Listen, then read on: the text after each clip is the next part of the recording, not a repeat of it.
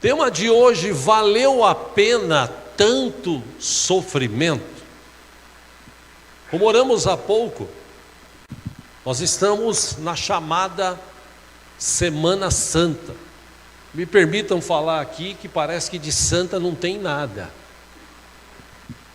porque as pessoas continuam brigando, xingando, pecando, falando mal umas das outras. E depois chega na quinta-feira, na sexta-feira, correm para o mercado para comprar um peixe que os espertalhões aumentam o preço, porque sabe que o povo é povo em qualquer lugar do mundo. Então o povo que é povo, eles vão comprar peixe, porque é proibido comer carne bovina nessa época, então você tem que comer peixe. Ou seja, a falta de entendimento das pessoas que se dizem cristãs ou que conhecem a Cristo é tão grande hoje que a gente precisa se aprofundar mais nesse assunto. Domingo passado trouxe aqui uma explicação por que a gente comemora a Páscoa. O que levou a gente a comemorar a Páscoa? O que significa Páscoa? A palavra Páscoa, o que significa Páscoa para a gente? Se você não ouviu, está no YouTube, você pode pesquisar lá e ouvir. Por que a gente comemora a Páscoa? Por que tem essa semana que é chamada de Santa? Que as pessoas deveriam, como lá em Israel, né? Eles comemoram as festas dos pães e também a Páscoa, então eles passam às vezes uma semana ou alguns dias comemorando. Agora está difícil comemorar lá por conta de o medo que existe. Eu estou num determinado lugar orando, comemorando, de repente cai uma bomba. Ou seja, é uma situação difícil que eles estão vivendo, e nós que estamos vivendo a liberdade que Cristo nos deu. O pastor Paulo acabou de falar aqui no louvor, nós não temos peso nos pés, corrente nos pés nem nas mãos, nós não temos pesos nos braços, nós somos livres em Cristo Jesus, né? Então, talvez por conta de toda essa liberdade que nós temos, é que as pessoas hoje não se importam muito com isso. Daí a pergunta desse tema: valeu a pena tanto sofrimento que Jesus passou? Olha, irmãos, eu não estou aqui para julgar ninguém, longe disso, mesmo porque eu não sou juiz. Mas, olhando a vida de muita gente hoje, parece que não valeu a pena. Mas para trazer para as nossas mentes luz, a luz de Cristo, a luz de Deus, para a gente entender um pouco mais, até para quem não pôde vir, está em casa, ou quem sabe vem acompanhar no futuro. Por que fala-se tanto de sofrimento? Por que Jesus sofreu tanto? Eu quero me aprofundar nesse assunto com os irmãos hoje. Quero ler um texto aqui, é um texto grande, tá? Nós vamos lendo aos poucos, vamos interpretando aos poucos esse texto, esses relatos da palavra de Deus. Começamos com Mateus capítulo 26, a descrição de Mateus em relação ao que aconteceu com Cristo, em comparação aos outros livros, aos outros evangelhos, ela é bem mais profunda, bem mais clara, dá para se entender um pouco mais, melhor, de como foi esse sofrimento de Jesus.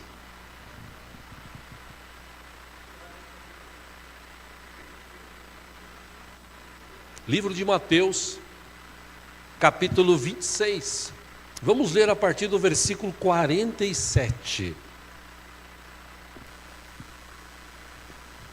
Se você ler do 1 até o 46, você vai ver relatos da ceia, como a gente viu semana passada aqui, como Jesus instituiu. Mateus registrou o desejo de Jesus. Jesus disse: eu não vi a hora de estar com vocês reunidos, comemorando esta ceia que os discípulos tinham preparado. Aí Jesus parte o pão, Jesus pega o cálice, ele diz: esse cálice agora é o cálice da nova aliança, aquela aliança que a gente viu semana passada, feita com Deus através de Moisés e o seu povo. Agora Jesus vem e traz uma nova aliança. Ele fala: esta é a nova aliança no meu sangue.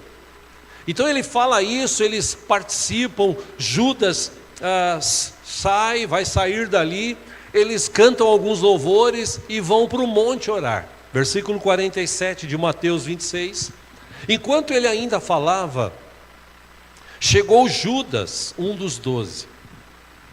Com ele estava uma grande multidão armada de espadas e varas, enviadas pelos chefes dos sacerdotes e líderes religiosos do povo. 48, o traidor havia combinado um sinal com eles, dizendo-lhes: aquele a quem eu saudar com um beijo, é ele, prendam-no. Pausa aí, por que isso? Porque eles tinham o hábito de se vestir todos iguais, eles tinham uma aparência igual, de vestimenta, cabelo, às vezes barba. Então, para identificar, ele precisava dar um sinal. O sinal que ele combinou foi: aquele cara que eu beijar, é esse que vocês vão prender. Volte aí, versículo 49. Dirigindo-se imediatamente a Jesus, Judas disse: salve, mestre, e o beijou.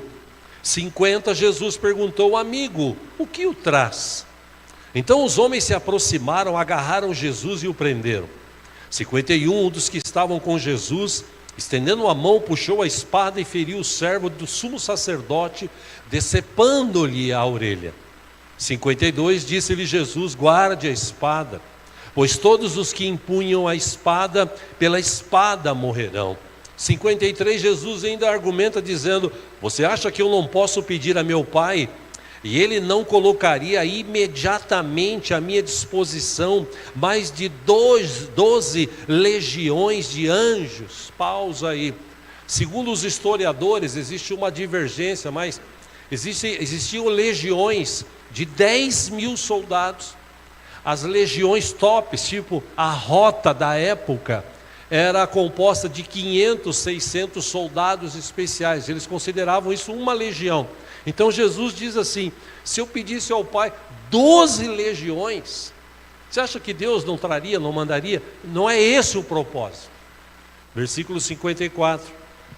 Como então se cumpririam as escrituras que dizem que as coisas deveriam acontecer desta forma? 55, naquela hora Jesus disse à multidão: estou eu chefiando alguma rebelião para que vocês venham prender-me com espadas e varas? Todos os dias eu estive ensinando no templo e vocês não me prenderam. 56, mas tudo isso aconteceu para que se cumprisse as escrituras dos profetas. Então todos os discípulos o abandonaram e fugiram. 57, Jesus está diante do sinédrio agora. Os que prenderam Jesus o levaram a Caifás, o sumo sacerdote, em cuja casa se havia reunido os mestres da lei e os líderes religiosos. 58, e Pedro seguiu de longe até o pátio do sumo sacerdote, entrou e sentou-se com os guardas para ver o que aconteceria. 59, os chefes dos sacerdotes e todo o sinédrio estavam procurando um depoimento falso contra Jesus para que pudessem condená-lo à morte. 60, mas nada encontraram, embora se apresentassem muitas falsas testemunhas. Finalmente se apresentaram 2, 61, que declararam: este homem disse: sou capaz de destruir o santuário de Deus e reconstruí-lo em 3 dias. 62, então o sumo sacerdote levantou-se e disse a Jesus: você não vai responder à acusação que esses lhe fazem? Mas Jesus permaneceu em silêncio. O sumo sacerdote lhe disse: exijo que você jure pelo Deus vivo, se você é o Cristo, o Filho de Deus, diga-nos. 64, tu mesmo o disseste, respondeu Jesus. Mas eu digo a todos vós, Chegará o dia em que vereis o Filho do Homem assentado à direita do Poderoso e vindo sobre as nuvens do céu. 65 foi quando o sumo sacerdote, rasgou as próprias vestes e disse: blasfemou. Por que precisamos de mais testemunhas? Vocês acabaram de ouvir a blasfêmia. 66, o que acham? É réu de morte, responderam eles. Olha que interessante, 67. Então alguns lhe cuspiram no rosto e lhe deram murros. Outros lhe davam tapas, 68, e diziam: profetize-nos, Cristo, quem foi que lhe bateu? Capítulo 27 agora, no versículo 11, por favor. Jesus é levado diante de Pilatos. Jesus foi posto diante do governador e este lhe perguntou: você é o rei dos judeus? Respondeu-lhe Jesus: tu o dizes. 12, acusado pelos chefes dos sacerdotes e pelos líderes religiosos, ele nada respondeu. 13, então Pilatos lhe perguntou: você não ouve a acusação que eles estão fazendo contra você? Mas Jesus não lhe respondeu nenhuma palavra, de modo que o governador ficou muito impressionado. Versículo 15, por ocasião da festa, era costume do governador soltar um prisioneiro escolhido pela multidão. 16, eles tinham naquela ocasião um prisioneiro muito conhecido, chamado Barrabás. 17, Pilatos perguntou à multidão que ali se havia reunido: qual destes vocês querem que lhe solte? Barrabás ou Jesus chamado Cristo? Versículo 18, porque sabia que o haviam entregado por inveja. 19, estando Pilatos sentado no tribunal, sua mulher lhe enviou esta mensagem: não se envolva com este inocente, porque hoje em sonho sofri muito por causa dele. 20, mas os chefes dos sacerdotes, os líderes religiosos, convenceram a multidão a que pedisse Barrabás e mandassem executar Jesus. 21, então perguntou o governador: qual dos dois vocês querem que eu lhe solte? Responderam eles: Barrabás. 22, perguntou Pilatos: que farei então com Jesus, o chamado Cristo? Todos responderam: crucifica-o. 23, por quê? Que crime ele cometeu? Perguntou Pilatos. Mas eles gritavam ainda mais: crucifica-o. 24, quando Pilatos percebeu que não estava obtendo nenhum resultado, mas ao contrário, estava se iniciando um tumulto, mandou trazer água, lavou as mãos diante da multidão e disse: estou inocente do sangue deste homem, a responsabilidade é de vocês. 25, todo o povo respondeu: que o sangue dele caia sobre nós e sobre nossos filhos. 26, então Pilatos soltou-lhes Barrabás, mandou açoitar Jesus e o entregou para ser crucificado. 27, como era costume com todos aqueles que iam ser crucificados, os soldados do governador levaram Jesus ao pretório. O pretório era a casa do governador, e reuniram toda a tropa ao seu redor. 28, tiraram-lhe as vestes e puseram nele um manto vermelho. 29, fizeram uma coroa de espinhos e a colocaram em sua cabeça. Puseram uma vara em sua mão direita e, ajoelhando-se diante dele, zombavam: salve, rei dos judeus. Versículo 30, cuspiram nele e, tirando-lhe a vara, batiam-lhe com ela na cabeça.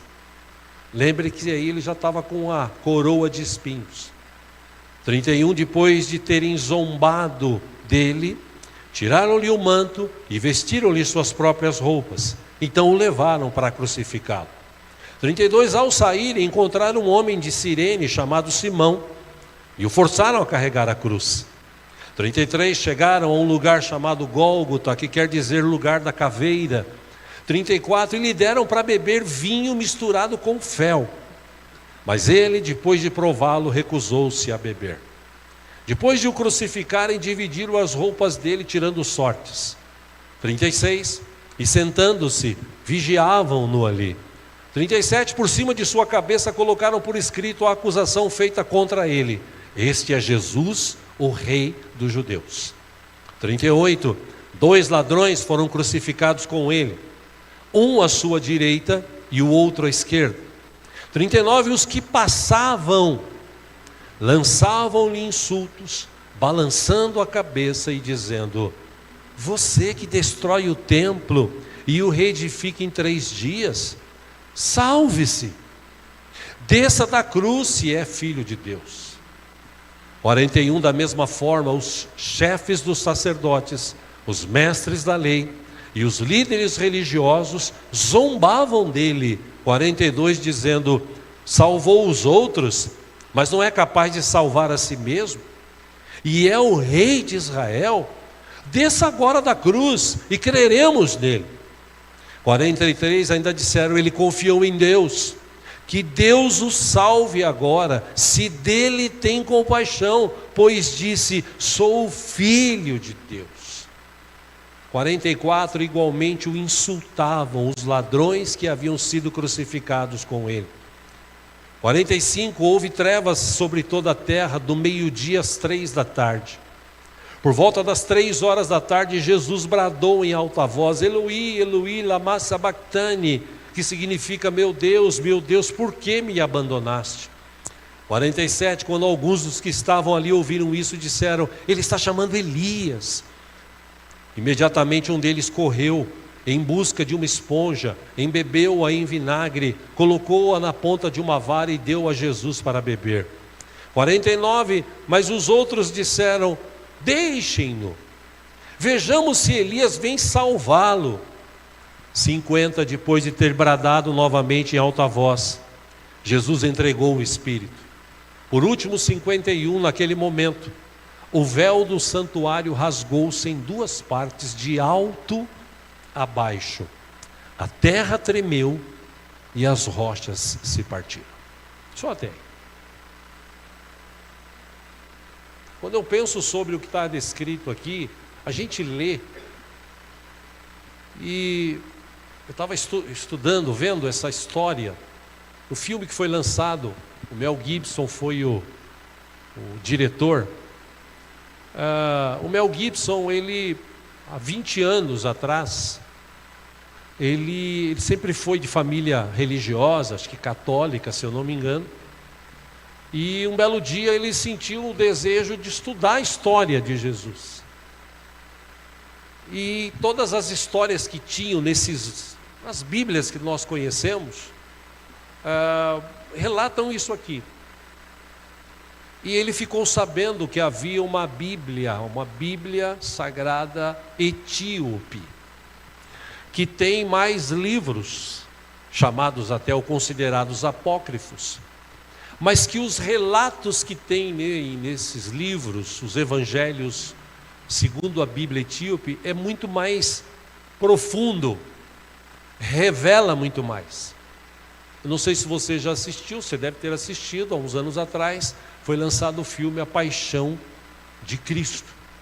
A gente acho que até passou aqui na igreja um tempo. Quem assiste aquele filme, eu falei aqui na época, antigamente, eu me lembro, quando eu era jovem ainda, pequeno, tinha 12, 13 anos, passava um filme de Jesus, né? Mas era aquele filme de Jesus assim, que você já chorava de ver o sofrimento dele, mas era um sofrimento assim, um sofrimento. Quando o Mel Gibson resolveu, através de um filme, mostrar realmente como foi o sofrimento de Jesus, conta-se ao longo desses anos que muita gente saiu do cinema e se converteu. Muita gente chorou que nem criança no cinema ou em casa, porque ele relatou o sofrimento de Jesus de uma forma nunca relatada. Inclusive agora, segundo consta, ele está procurando patrocinadores, está estudando uma forma de lançar um outro filme, tipo, depois que Jesus morreu, né? O que aconteceu? Está estudando isso, tem pessoas querendo investir para mostrar como é que foi o período aí as 12 horas, né, de quando ele foi preso até ele morrer e o tempo que ele passou depois morto. Enfim, quem assistiu esse filme como eu assisti e vê um relato desse, você imagina. Você imagina a primeira questão, você ir para um lugar orar com pessoas que são seus amigos, seus discípulos, pessoas que andaram com você 3 anos. E essas pessoas não têm força nem para orar com você ou por você. Essas pessoas, Jesus teve que voltar 3 vezes para acordá-los e ainda discipliná-los, dizendo: escuta, vocês precisam orar. A carne, o espírito está pronto, mas a carne é fraca, vocês precisam orar. Enfim, termina aquele momento de oração, eles estão no monte, de repente chega um bando. E esse bando, a mando de Judas, quando ele beija Jesus, eles vão prender Jesus. E Jesus fala o seguinte: ué, por que vocês querem me prender agora? Eu estava no templo todo o tempo, eu estava andando em todo lugar aqui, por que vocês querem me prender agora? Aí um deles com a espada, Pedro tira uma espada, outro evangelho relata isso, e corta a orelha de um soldado, e Jesus fala esta frase: cuidado que quem usa espada vai acabar morrendo por espada. Pega a orelha, gruda de volta, já faz um outro milagre ali. Aí eles levam Jesus preso para casa, para o local lá dos sacerdotes, onde eles se reuniam, e eles procuram no meio do povo gente que podia mentir, para falar que Jesus tinha inventado toda aquela história. E eles não conseguiram, até aparecer, como a gente leu, 2 testemunhas que disseram: ele diz que derruba o templo e reconstrói em 3 dias. Aí o sacerdote fala: não, isso é uma blasfêmia, onde já se viu? Fala isso, se você é mesmo o Filho de Deus, o Cristo que há de vir e tal. Ele fala: você está dizendo, eu só digo uma coisa para vocês, é isso. Enfim, eles ficam nervosos, vem alguém e dá um tapa na cara de Jesus, vem outro e dá outro tapa. Aí você imagina tomar um tapa do lado, um tapa do outro, tapas e tapas, você baixa a cabeça, vem gente e dá murro na sua cabeça. Aí prendem ele e levam ele para Pilatos, e chega lá em Pilatos, Pilatos fala: eu não vejo nada de errado na vida desse homem.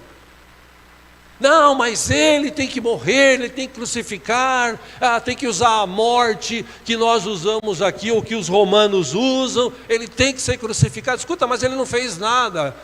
Pilatos ainda vai conversar com Jesus, fala: escuta, o que você fez? Por que você está aí? O que está acontecendo? Eu não vejo nada, fala alguma coisa. E Jesus, como Isaías profetizou já 500, 600 anos antes, que aquele que iria para o matadouro como uma ovelha vai. Uma ovelha, ela sempre fica quietinha, ela não esperneia, ela obedece. E ele é o Cordeiro de Deus que tira o pecado do mundo. Para o sacrifício dele ser aceito, ele não poderia ter pecado. A gente viu isso semana passada. Depois de argumentar com a multidão, ele fala: bom, não tem mais jeito, o que vocês querem? Solta ele ou solta Barrabás? Não, solta Barrabás, crucifica com ele. O que eu faço com ele? Crucifica-o. Traz água. Ele lavou a mão e falou: olha, eu não tenho nada a ver com o sangue desse justo. Não tem problema, que o sangue dele caia sobre nós. Tem até uma outra explicação para isso. Anos atrás aconteceu coisas terríveis. Enfim, levaram Jesus para o pretório, a casa do governador, lá no fundo, um lugar especial onde eles batiam, como bateram em Jesus. Deram nele chicotadas. Aquelas chicotadas que, como eu disse semana passada, tinham ossos ou pedaços de ferro nas pontas, e quando batia, eles puxavam para rasgar. Aí eles fazem uma coroa de espinhos e socam na cabeça de Jesus, tiram as suas roupas, colocam um manto vermelho, dá para ele uma vara e fala assim: e aí, rei? Você não é o rei? Faz alguma coisa, fala alguma coisa. pegaram a vara da mão dele, bateram na cabeça dele. Imagina, já tinha tomado tapa, murro, já tinha sido judiado às suas costas. Eles pegam a vara e batem na cabeça, soca aquela coroa de espinhos. Ele já estava debilitado. Ele é obrigado a carregar a sua cruz. Irmãos, eu estava pesquisando sobre isso, só para vocês terem uma ideia. Aquela morte que foi instituída pelos romanos, muito usada pelos romanos, era uma forma deles mostrar para as pessoas assim: se você cometeu algum erro, você vai morrer assim. Então isso trazia medo para as pessoas tinham medo. E é interessante que, imagina você ficar algumas horas com o seu peso, ou o peso do seu corpo, em cima de uma partinha de madeira, crucificado aqui, pregos nos pés, e você tem que respirar, e para respirar você tem que fazer esse movimento, senão ele não entrava ar no pulmão. Imagina você passar horas sofrendo. Por isso que havia uma das coisas que os soldados faziam depois de um tempo, era quebrar as pernas das pessoas que eram crucificadas, para justamente ele não fazer esse movimento e não ficar mais. Eu pesquisei sobre isso.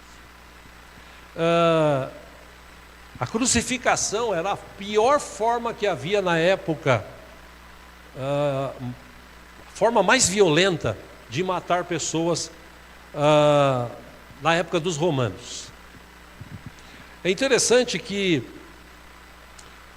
quando as pessoas eram crucificadas, eles faziam parte de alguns momentos de flagelo. O que compunha esse quadro de crucificação? Preste atenção. Eles batiam, judiavam, geralmente eram obrigados a carregar a cruz do lugar onde eles apanhavam até onde iam ser crucificados. Esse tipo de morte se tornou uma morte tão comum naquela época, que eles exterminavam, davam um jeito de os cadáveres serem exterminados. Mas muitas vezes, dependendo do que a pessoa fazia, eles não quebravam as pernas. Eles deixavam a pessoa. Haviam pessoas, segundo a história, que passavam dias crucificados, até morrer, ou os corvos, animais, ou os pássaros virem e começar a comer. Existe uma história, na história romana, que muitos ali ficaram tão expostos que depois de um mês e pouco, a cruz, a madeira apodrecia, com o corpo apodrecido, e ela caía e quebrava.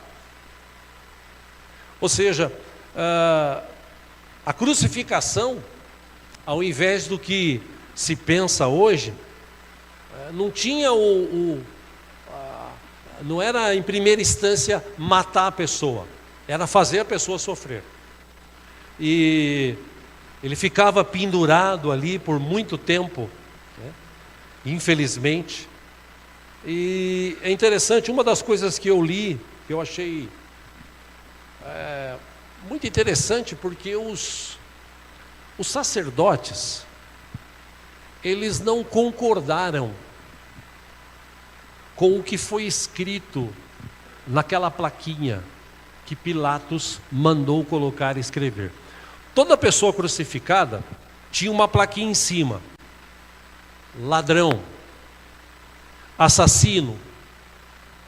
Esse aqui, ele era estuprador. Toda pessoa que era crucificada tinha uma plaquinha em cima escrito o que aquela pessoa fez de errado. E Jesus estava escrito apenas: o Rei dos Judeus. Ou seja, ele não fez nada. Ele não fez nada de errado. Mas como havia aquele costume, Pilatos falou, coloca o rei dos judeus. Os sacerdotes, se você lê os outros evangelhos, você vai ver que alguns deles ficaram, não, pelo amor de Deus, ele não é o rei dos judeus. Aí ele fala num outro texto, fala assim, o que eu falei, está escrito e acabou. Justamente para provar que aquele ali era realmente o rei dos judeus, que estava sofrendo, que passou por toda aquela situação, que sofreu amargamente, que foi judiado, seu corpo foi dilacerado. Se você assistiu o filme A Paixão de Cristo, você vai ver que forma ficou o corpo de Jesus. Porque o diretor, como eu disse, o Mel Gibson, ele quis retratar realmente como foi o sofrimento. Ou seja, se você assiste, você fica até desesperado de ver quanto sofrimento. Quanto sofrimento! E antigamente eles tinham o hábito de crucificar vivos e até mortos que eram condenados e morriam, ainda assim eles crucificavam. O texto diz que lá por volta das 3 da tarde, Jesus já não suportava mais o sofrimento. Tem muita coisa que eu posso tirar desse texto para acrescentar, mas eu não tenho mais tempo. Por exemplo, por que deram para ele uma esponja com vinagre? Enfim, algumas situações aqui. Mas, às 3 da tarde aproximadamente, dizem alguns historiadores, desde as 9 da manhã até as 3 da tarde, por volta de 6 horas, alguns falam 4 horas, enfim, Jesus sofreu às 3 da tarde, fechou o templo, escureceu. Um dos soldados que estava ali guardando, ele olha aquilo e fala assim, verdadeiramente este era o Filho de Deus. Olha o que está acontecendo. Jesus entrega o seu Espírito. O texto que a gente acabou de ler diz que o véu que separava o santo do impuro já não separa mais, porque ele abriu de cima para baixo. E eu já falei aqui em outras ministrações que aquela cortina, aquele véu, ele era tão grosso, tão alto, ele tinha acho que mais ou menos de 8 a 10, 12 metros de altura e grosso. Era impossível alguém chegar embaixo e rasgar, mesmo que juntasse vários homens. Por isso que a Bíblia justamente relata isso. O véu se rasgou de cima para baixo, ou seja, foi Deus que rasgou, para que a partir daquele momento nós tivéssemos acesso direto a Ele por Jesus Cristo. Em Mateus 27, 57, porque naquela época os crucificados ficavam expostos. Mas como Jesus tinha morrido, Mateus 27 agora 57, vou colocar aqui no telão com os irmãos ali. Ao cair da tarde chegou um homem rico de Arimateia chamado José, que se tornara discípulo de Jesus. 58, dirigindo-se a Pilatos, pediu o corpo de Jesus, e Pilatos ordenou que ele fosse entregue. 59, José tomou o corpo, envolveu num lençol limpo de linho, e o colocou num sepulcro novo que ele havia mandado cavar na rocha. E fazendo rolar uma pedra grande, ou uma grande pedra sobre a entrada do sepulcro, retirou-se. Maria Madalena e a outra Maria estavam assentadas ali em frente do sepulcro. 62, no dia seguinte, isto é, no sábado, os chefes, olha que coisa, os chefes dos sacerdotes e os fariseus dirigiram-se a Pilatos e disseram: Senhor, lembramos que enquanto ele estava vivo, aquele impostor disse: depois de 3 dias ressuscitarei. Versículo 64, olha, se ele era um impostor, por que eles estavam tão preocupados de acontecer o que estava para acontecer? Ordenou, pois, que o sepulcro dele seja guardado até o 3º dia, para que não venham seus discípulos e, roubando o corpo, digam ao povo que ele ressuscitou dentre os mortos. Este último engano será pior do que o primeiro. 65, leve um destacamento, respondeu Pilatos, Podem ir e mantenham o sepulcro em segurança como acharem melhor. Aí eles foram e armaram um esquema de segurança no sepulcro. E além de deixarem o destacamento montando guarda, lacraram a pedra. Mas isso aqui fica para domingo. O importante é que, apesar de tudo que eles armaram, Jesus ressuscitou. E aí a pergunta que não quer calar é: valeu a pena tanto sofrimento? Como eu disse há pouco, estou encerrando aqui.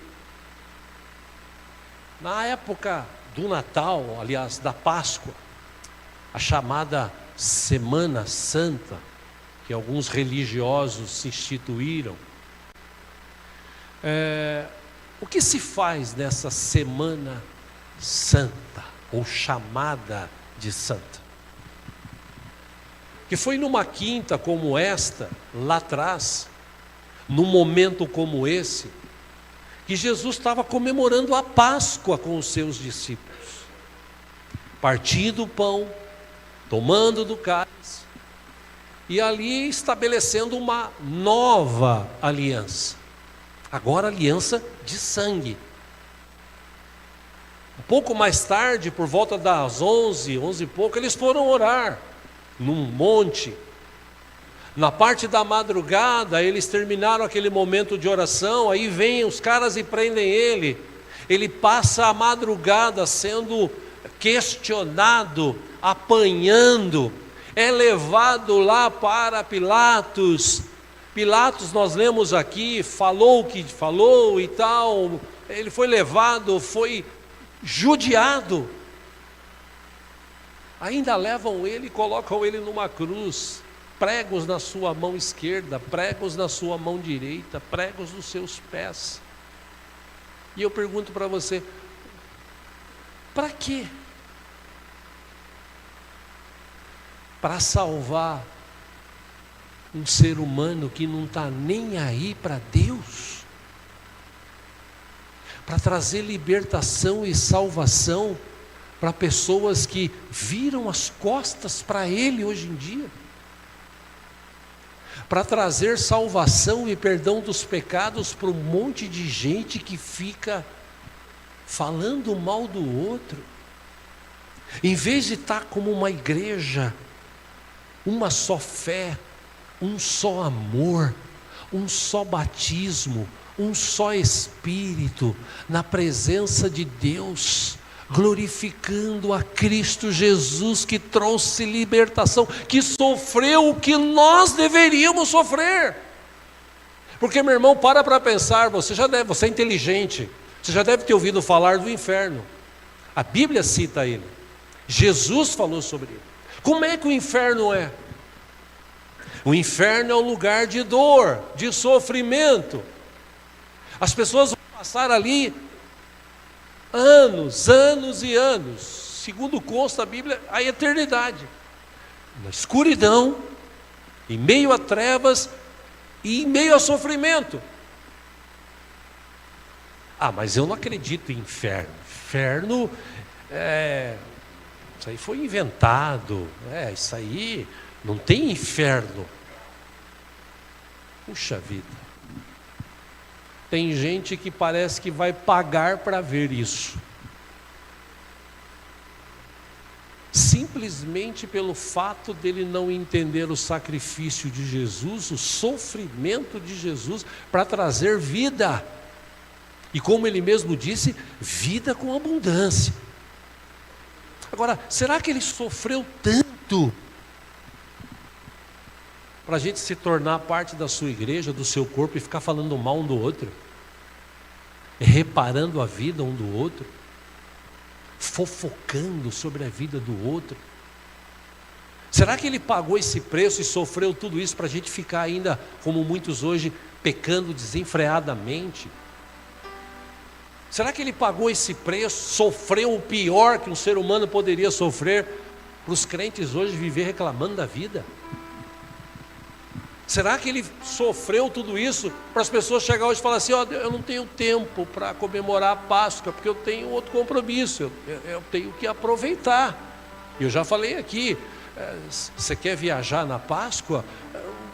Amém. Viaje, curta a sua vida. Só que eu entendo como cristão que nesse momento, pode ser um feriado de 4, 5 dias, eu vou curtir esse momento na casa do Senhor, adorando a Deus, porque Ele sofreu na cruz por mim. Eu sei que muita gente não concorda quando eu falo isso, porque fala assim: não, pastor, porque tal, cada um tem a sua vida. Sim, cada um tem a sua vida. E se você olhar para os crentes hoje, você vê muito crente sofrendo, muito crente desistindo, cabeça baixa, reclamando. Por quê? Porque nesses momentos de fé, que a gente pode falar de Jesus para as pessoas, trazer os nossos familiares para conhecer Jesus, a gente está assim: Jesus, você sofreu, valeu, obrigado, mas eu tenho outra coisa para fazer. Não sei se você já imaginou passar a eternidade longe de Deus. Acho que deve ser a pior coisa para um ser humano. Falar tanto de Deus na vida, como as pessoas falam hoje, e não precisa ser crente para falar de Deus, porque todo mundo hoje fala de Deus. Bastou vir você está na rua, vem um carro e passa e tira uma filhinha de você fala: meu Deus. Você não fala Corinthians, Palmeiras, você fala: meu Deus. Sim ou não? Deus está na boca de muita pessoa, na boca. Deus está em corações de poucos, porque nem todos entendem o sacrifício. E aí eu termino aqui perguntando para você, para a gente meditar: valeu a pena tanto sofrimento? De que forma que você tem retribuído isso para Jesus? De que forma que você expressa isso para Jesus? Como eu já falei em outras mensagens aqui, já fiz comparações. Vai chegar agora a Copa do Mundo, as pessoas vão assistir o jogo do Brasil. E no jogo do Brasil, quando sai um gol, ninguém fala assim: gol. Sim ou não? Gritam, extravasam, segura no braço, joga pro alto e beija, e é isso aí. Tem uns que falam um monte de palavrão. Aí quando vem para a igreja, o ministro de louvor está ali falando: irmãos, vamos cantar uma canção, a canção que declara assim: és fiel em todo tempo, porque tu és fiel à tua palavra. Aí a pessoa fala: amém. Porque não entende o sofrimento que ele passou na cruz. Por isso que eu entendo, eu estou falando Diego agora, eu entendo que Deus permite muita gente de passar por situações até para valorizar a sua vida e a presença de Deus na sua vida. Porque se não for assim, didaticamente, se não for didaticamente, as pessoas não aprendem. Tem que ser de uma forma didática, e você e eu só aprendemos quando a gente passa por situações. E eu entendo que Deus permite algumas situações para a gente despertar, para a gente entender algumas coisas. Como eu disse, eu paro para pensar, eu olho isso daqui, e nessa semana eu fiz muito isso, desde domingo, pensando: meu Deus, como é que foi o sofrimento? Eu assisti aquele filme Paixão de Cristo umas 4 vezes, chorei nas 4. Porque o que Jesus sofreu, para quê? Um bando de gente virar as costas para ele, zoar com ele como zoaram na época e zoam hoje, desprezá-lo. Gente que vai para a igreja, que recebe Jesus, aí passa um tempo: eu estou tão triste, tão desanimado. Cara, lembra o que Jesus passou por você. Você vai se animar na hora, porque era para você estar lá. Era para eu estar lá, era para nós pagarmos pelos nossos pecados, mas Ele deu a sua vida, derramou o seu sangue pelos nossos pecados. Agora a gente devia realmente, nos cultos que a gente tem, adorar a Deus, levantar as mãos: é mas eu tenho uma conta para pagar amanhã. Você não sabe nem se você vai estar vivo amanhã. Você está preocupado com amanhã. Curta hoje. Deus está presente. Cante, adore, expresse, glorifique. Porque Deus está aqui em todos os cultos. E Ele está aqui nessa noite. Acredite você ou não, Deus está aqui.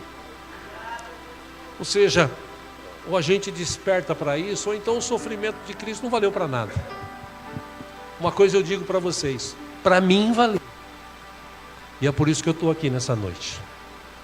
Se valeu para você também, vamos ficar em pé e vamos adorar ao Senhor nosso Deus.